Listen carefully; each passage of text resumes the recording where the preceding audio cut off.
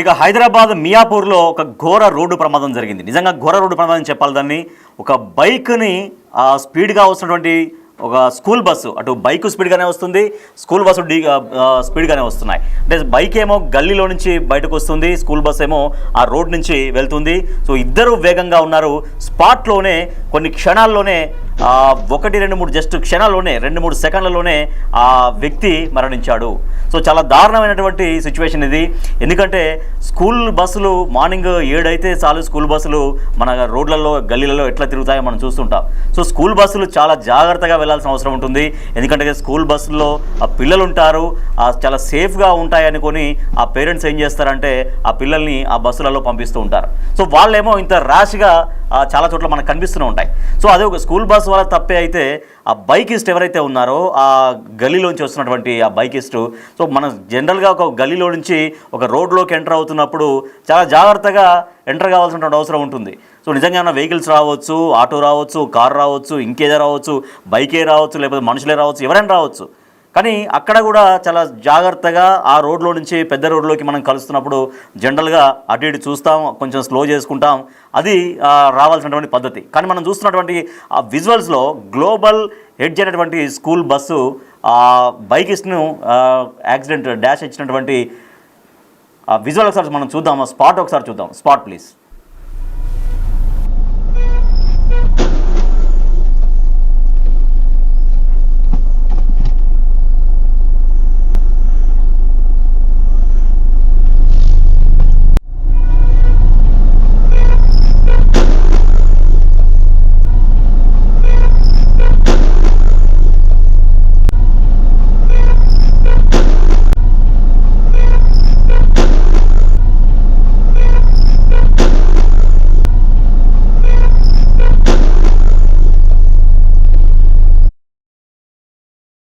మనం స్పాట్ చూస్తున్నాం. చూడండి ఒకసారి ఆ గల్లీలో నుంచి ఎంత ఫాస్ట్గా వస్తున్నాడో మనం చూద్దాం. చూడండి ఎంత ఫాస్ట్గా వస్తున్నాడో తను. సో అదే ఫాస్ట్గా అదే స్పీడ్గా ఇక్కడ గ్లోబల్ ఎడ్జ్ అనే బస్సు కూడా అంతే స్పీడ్గా వస్తుంది. సో ఒకేసారి ఇద్దరు వేగంగానే ఉన్నారు. ఒకేసారి ఒకటే పాయింట్ దగ్గర యాక్సిడెంట్ అయింది. ఆ బైకిస్ట్ని స్కూల్ బస్సు ఢీకొట్టింది. దాంతో ఒక్క క్షణంలో యాక్సిడెంట్ అయిన క్షణంలో వెంటనే ఆయన ప్రాణం వదిలేశాడు. సో మనం చూడొచ్చు ఆ హెల్మెట్ కూడా ఉంది. యాక్చువల్గా ఆయన హెల్మెట్ పెట్టుకునే వస్తున్నాడు. ఆ ఒక్కసారి ఆ ఫోర్స్గా ఆ వెహికల్ వచ్చి దానికి డాష్ ఇవ్వడంతో, ఢీకొనడంతో ఆ హెల్మెట్ ఎగిరిపోయినటువంటి దృశ్యాలు కూడా మనం చూస్తున్నాం. సో ఇదంతా కూడా ముందు ఉన్నటువంటి ఒక కారులో అక్కడ పార్క్ చేయబడి ఉంటుంది అనుకుంటే ఆ కారు.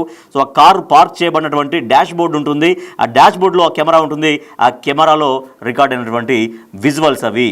సో మనం ఒకసారి చూడండి. అది ఆ గల్లీలోంచి వస్తున్నాడు, చాలా ఫాస్ట్గా వస్తున్నాడు. వెంటనే ఇక్కడ గ్లోబల్ హెడ్జ్ బస్సు కూడా అంతే ఫాస్ట్గా వచ్చింది. వెంటనే అక్కడ లోపల డ్రైవరు, తర్వాత స్కూల్కి సంబంధించినటువంటి ఆ స్టాఫ్ ఎవరైతే ఆ బస్సులో ఉంటారో వాళ్ళు దిగారు. వాళ్ళు దిగి ఆ డెడ్ బాడీ వెంటనే అసలు చనిపోయాడు. అక్కడ కనీసం కదిలిన విజువల్ కూడా మనకు కనిపించట్లేదు. మామూలుగా యాక్సిడెంట్ అయితే జనరల్గా కొద్దిసేపు కొట్టుకోవడమో లేకపోతే ఏదో ఒకటి జరుగుతుంది. కానీ పడ్డటువంటి ఫ్రాక్షన్ ఆఫ్ సెకండ్స్లోనే ఆయన అసలు ఏమీ కదలట్లేడు. సో యాక్చువల్గా ఈ యాక్సిడెంట్స్ ఇవంతా కొంచెం చూడడానికి కూడా చాలా భయంకరంగా ఉంటాయి, భయానకంగా ఉంటాయి. జనరల్గా చూపించొద్దు, బట్ తప్పనిసరి పరిస్థితుల్లో ఒక అవేర్నెస్ ఉండడం కోసం మాత్రమే బిగ్ టీవీ ఇటువంటి విజువల్స్ బ్లర్గానే చూపిస్తున్నాం ఆల్రెడీ. ఎందుకంటే జాగ్రత్తగా ఉండాలి. గల్లీలలో ఉన్నప్పుడు, గల్లీలో నుంచి ప్రయాణం చేస్తున్నప్పుడు, అది స్కూల్ బస్సు కావచ్చు, స్కూల్ ఆటోలు మనం రెగ్యులర్గా చూస్తుంటాం. చాలామంది పేరెంట్స్ ఏం చేస్తారంటే స్కూలు దగ్గరలోనే ఉంది, ఒక 2-3 కిలోమీటర్లు ఉన్నా లేకపోతే కిలోమీటర్ ఉన్నా కూడా జనరల్గా కొన్ని ఆటోస్ వాళ్ళు మాట్లాడుకుంటారు. ఆ ఏరియా నుంచి ఒక 10 మందో 20 మందో లేదా 15 మందో 2-3 ఆటోలలో కలిసి అట్లా వెళ్తుంటారు. లేదు స్కూల్ బస్ కూడా కొంతమంది ఆటోలు సేఫ్ కాదు కదా అని ఏం చేస్తారంటే స్కూల్ బస్సులో వాళ్ళు ట్రాన్స్పోర్ట్ పెట్టుకుంటారు. అంటే వాళ్ళ పిల్లలు సేఫ్గా ఉండాలి. సో ఇప్పుడు యాక్సిడెంట్ అయినటువంటి వ్యక్తి ఒకరే కాదు, ఆ పిల్లలు కూడా లోపల మనం బ్రేక్ వేసినప్పుడు ఆ పిల్లలు కూడా మొత్తం ముందుకు పడ్డటువంటి విజువల్ కూడా మనం చూస్తున్నాం. లోపల పిల్లలంతా కూడా కొంచెం భయభ్రాంతులకు గురైనటువంటి మనకు విజువల్ కూడా మనకు కనిపిస్తోంది. అంటే వాళ్ళు కూడా గాయాల పాలయ్యేటువంటి పరిస్థితి. సడన్ బ్రేక్ వేసినప్పుడు వాళ్ళు కూడా ముందు పడతారు. వాళ్ళు ముందు పడ్డప్పుడు వాళ్ళకేమన్నా దెబ్బలు కూడా తగిలే అవకాశం ఉంటుంది. ఇట్లా బస్సులు, మరి స్కూల్ బస్సులు అనేవి స్కూల్ పాఠశాల యాజమాన్యాలు నిజంగా పర్యవేక్షిస్తున్నాయా? నిజంగా పర్యవేక్షిస్తున్నాయా లేదా? ఇప్పుడు ఒక పాఠశాలకు సంబంధించి ట్రాన్స్పోర్ట్ పెట్టుకున్నప్పుడు ఆ ట్రాన్స్పోర్ట్కు సంబంధించినటువంటి ఆ వ్యవహారం కరెక్ట్ చూసుకోవాలి. ట్రాన్స్పోర్ట్ డ్రైవర్స్ కరెక్ట్గా తీసుకెళ్తున్నారా, తీసుకెళ్ళట్లేరా? ఎందుకంటే గతంలో కూడా స్కూల్ బస్సులు అనేకం ప్రమాదానికి గురైనటువంటి సందర్భాలు ఉన్నాయి. దాంట్లో కొంతమంది విద్యార్థులు చనిపోయినటువంటి ఉదంతాలు కూడా ఉన్నాయి. ఒకసారి మెదక్ జిల్లా I think Masaipet railway gate దగ్గర మొత్తం ఒక ట్రైన్ వచ్చి ఢీకొంది ఆ స్కూల్ బస్సుని. అంటే స్కూల్ బస్సు నడిపే వాళ్ళు కూడా, డ్రైవర్లు కూడా చాలా జాగ్రత్తగా ఉండాల్సినటువంటి అవసరం ఉంటుంది. ఆ స్కూల్ బస్సు నడిపేటప్పుడు ఆ గల్లీలు ఉన్నాయా, లేకపోతే రోడ్లో ఉన్నామా, మెయిన్ రోడ్లో ఉన్నామా, అక్కడ ఎక్కువ జనసంచారం ఉంటుందా లేదా అనేది. జనరల్గా అక్కడ స్పీడ్ బ్రేకర్స్ కూడా ఉండాలి. ఎందుకంటే మనం చూడొచ్చు ఆ విజువల్స్లో గల్లీలో నుంచి బయటకు వస్తున్నప్పుడు చాలా వేగంగా వస్తున్నాడు. At the same time bus కూడా అట్లా వెళ్తున్నప్పుడు ఒక స్పీడ్ బ్రేకర్ ఉండుంటే కనుక, స్పీడ్ బ్రేకర్ ఉంటే ఆటోమేటిక్గా వేగం అనేది తగ్గిపోతుంది. అప్పుడు ఇటువంటి యాక్సిడెంట్స్కి చాలా వరకు నివారించవచ్చు. ఎందుకంటే స్పీడ్ బ్రేకర్ ఉంటుంది కాబట్టి ఆటోమేటిక్గా బస్ స్లో అవుతుంది. అప్పటికి ఆయన బైక్ అతను వేగంగా వచ్చినా కూడా ఆటోమేటిక్గా బస్సు స్లో అవుతుంది కాబట్టి ఈ ప్రమాదం తప్పి ఉండేది. ఖచ్చితంగా అక్కడ స్పీడ్ బ్రేకర్ అవసరం ఉన్నటువంటి ఏరియాగా మనకు కనపడుతుంది. స్పీడ్ బ్రేకర్ ఖచ్చితంగా ఉండాలి. ఎందుకంటే ఒక గల్లీ మెయిన్ రోడ్డు కలుస్తున్నప్పుడు ఒక స్పీడ్ బ్రేకర్ ఉంటే డెఫినెట్గా ఆ స్కూల్ బస్ అక్కడ స్పీడ్ బ్రేకర్ తోటి స్లో అయ్యే అవకాశం ఉంటుంది. కానీ అక్కడ స్పీడ్ బ్రేకర్ కూడా లేనట్టుగా మనకు తెలుస్తోంది. సో కొన్ని గల్లీలలో ఏం చేస్తారంటే స్పీడ్ బ్రేకర్లు పెట్టినా కూడా కొంతమంది ఆకతాయిల స్పీడ్ బ్రేకర్లను కూడా ధ్వంసం చేస్తుంటారు. స్పీడ్ బ్రేకర్ లేకుండా కూడా చేస్తుంటారు. సో అవి నిజంగా చాలా ప్రమాదకరం. సో ఇక్కడ స్పీడ్ బ్రేకర్ ఉంటే ఆ వ్యక్తి బతికేవాడు. మనం చూస్తున్నాం చాలా ఫోర్స్గా ఢీకొట్టింది వెహికల్. అంతే ఇద్దరు ఫాస్ట్గా ఉన్నారు. దీంట్లో ఇద్దరిది తప్పే కనపడుతుంది. సో ఇద్దరు తప్పుగానే కనపడుతున్నారు. ఇద్దరు తప్పే. ఎందుకంటే ఆయన గల్లీ నుంచి రావడం, అంత ఫాస్ట్గా రావడం ఆయన చేసిన తప్పు అయితే, ఇది కూడా స్కూల్ బస్ కూడా అంత ఫాస్ట్గా వెళ్ళాల్సినటువంటి పని లేదు. పక్కన గల్లీ ఉంది, డ్రైవర్కి పక్కన గల్లీ ఉందన్న విషయం కూడా తెలుసు. ఎందుకంటే డ్రైవింగ్ చేస్తున్నప్పుడు సో చుట్టూ పరిసరాలు ఏమున్నాయని జనరల్గా డ్రైవర్లు గమనిస్తూ ఉంటారు. సో గల్లీ ఉన్నప్పుడు ఆటోమేటిక్గా హార్న్ కొట్టడమో, లేకపోతే ఆటోమేటిక్గా స్లో చేసుకోవడమో ఏవో ఒకటి జరగాలి. కానీ ఇప్పుడు ఆ ప్రాణానికి ఎవరు బాధ్యులు? స్కూల్ యాజమాన్యం బాధ్యత వహిస్తుందా? సో దాంట్లో ఇద్దరు తప్పే ఉంది. తప్పు లేదని అనట్లేము, ఇద్దరు తప్పే ఉంది. కానీ స్కూల్ బస్సు కాస్త నెమ్మదిగా వెళ్ళినప్పుడు, కొంచెం బాధ్యతాయుతంగా డ్రైవర్లు నడిపించినప్పుడు ఇటువంటి ప్రమాదాలు దాదాపుగా కనపడకుండా ఉంటాయి, జరగకుండా ఉంటాయి. కానీ మీరేమనుకుంటున్నారు? దీంట్లో తప్పు ఎవరిది అనుకుంటున్నారు? మనం ఆ బిగ్ టీవీ స్క్రీన్ పైన మనం చూస్తున్నాం, ఆ విజువల్ చూస్తున్నాం, ఆ స్పాట్ చూస్తున్నాం.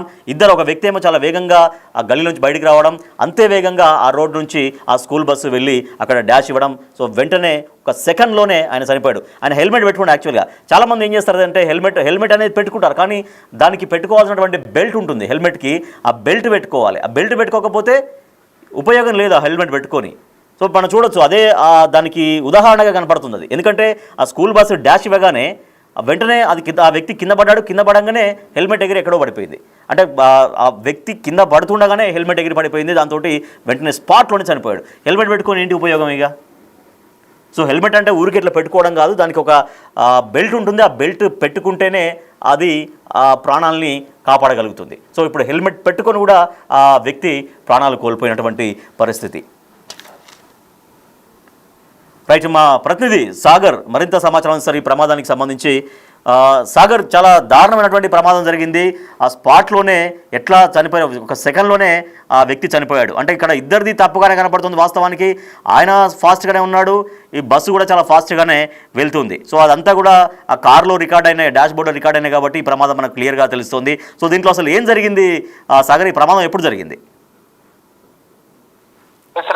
నేను సాయంత్రం 4 గంటల సమయంలో మియాపూర్ పోలీస్ స్టేషన్ పరిధిలో ఉన్నటువంటి స్కూల్ బస్సు ఏదైతే గోపాల్ కాలనీలో స్కూల్ బస్సు అతివేగంగా వచ్చి ద్విచక్ర వాహనాన్ని బైక్ పై వెళ్తున్న వ్యక్తిని ఢీకొట్టడంతో అక్కడికక్కడే మృతి చెందాడు. అయితే శాంపిల్ జనరల్ గా ల్యాబ్ టెక్నీషియన్ గా పనిచేస్తున్నటువంటి నాగరాజు శాంపిల్ కలెక్షన్ కోసం ఆ గోపాల్ నగర్ అనే కాలనీకి వెళ్ళాడు. తిరిగి వెళ్తున్న సందర్భంలో జస్ట్ శాంపిల్ కలెక్షన్ చేసుకున్న ఇంటి నుంచి ఒక 200 మీటర్ల వరకు వచ్చాడు. కాలనీకి సంబంధించినటువంటి రోడ్డు. అయితే స్కూల్ బస్సు అతివేగంతో వచ్చి ఢీకొట్టడంతో ఈ ప్రమాదం జరిగినట్లుగా కూడా తెలుస్తోంది. అయితే ప్రధానంగా ఆయన పడిపోయిన వెంటనే, ఏదైతే బస్సు ఢీకొట్ట వెంటనే బైక్ 2 చక్రాల కింద నలిగిపోవడం, అనంతరం ఆయన పెట్టుకున్న హెల్మెట్ ఊడిపోవడం అనేది ప్రమాద తీవ్రతను పెంచింది.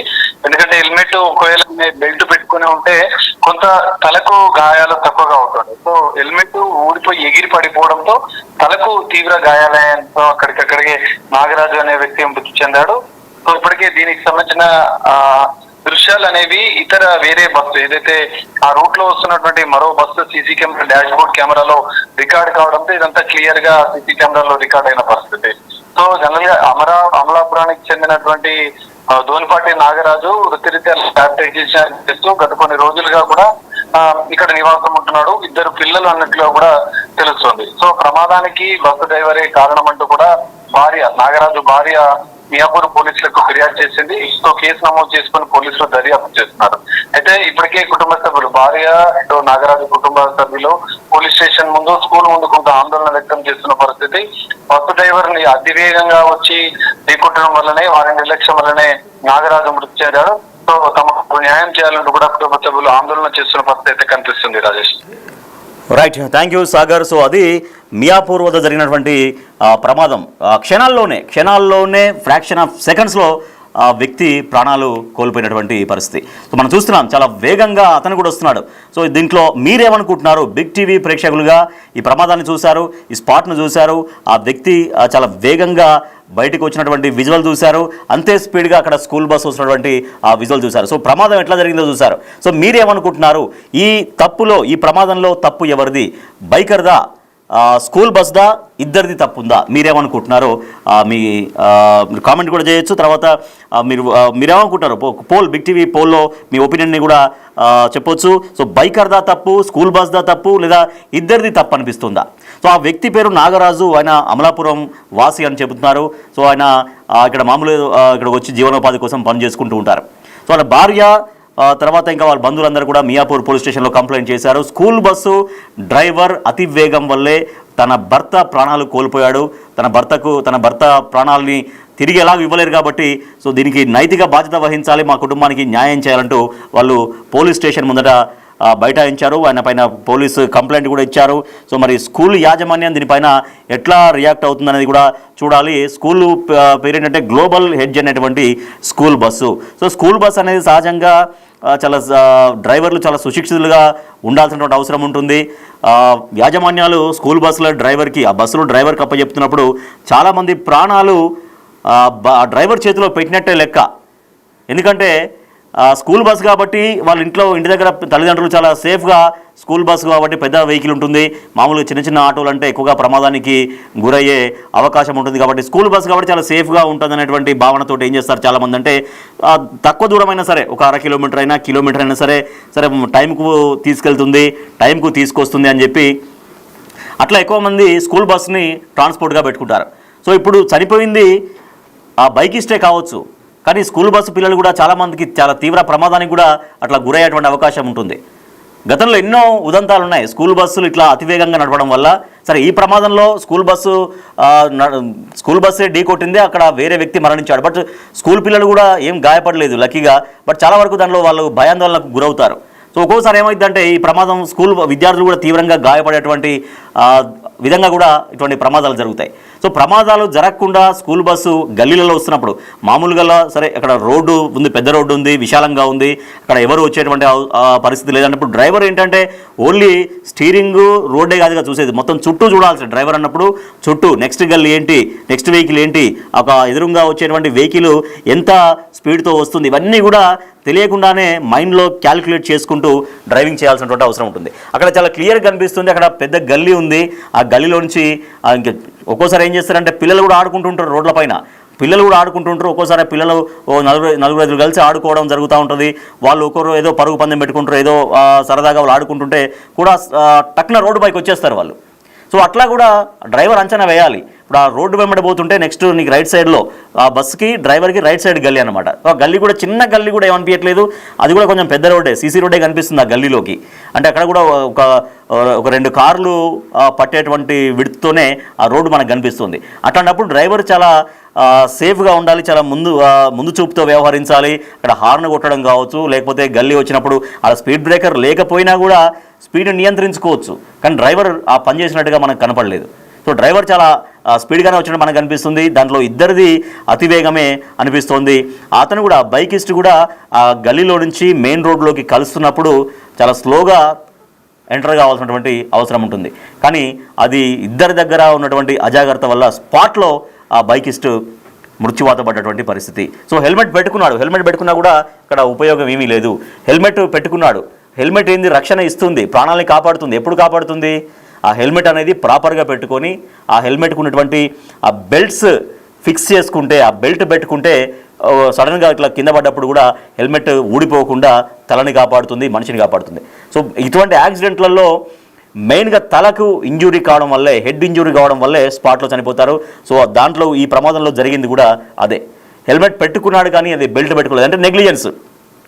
జనరల్గా ఒక బిజీ రోడ్స్లో చాలా దూరం వెళ్ళాలి, లేకపోతే చాలా మెయిన్ రోడ్స్లో వెళ్ళాలి, హెవీ ట్రాఫిక్లో ఉన్నప్పుడే హెల్మెట్ కొంతమంది జాగ్రత్త పెట్టుకుంటారు. చిన్న చిన్న గల్లీలలో పెద్ద హెల్మెట్ వాడరు, వాడినా కూడా ఇలాగా ఆ క్లిప్స్ పెట్టుకోకుండా, హెల్మెట్ బెల్ట్ పెట్టుకోకుండా జనరల్గా ఏదో పెట్టుకున్నామన్నట్టుగా పోవడం వల్ల ఈ ప్రమాదం జరిగింది. సో ప్రస్తుతానికైతే మరి వాళ్ళు మియాపూర్ పోలీస్ స్టేషన్ ఎదుట బైఠాయించారు, ఆందోళన చేస్తారు. తర్వాత ఆ స్కూల్ యాజమాన్యం కూడా తమకు న్యాయం చేయాలి అనేది కూడా వాళ్ళు ఆందోళన చేస్తున్నారు.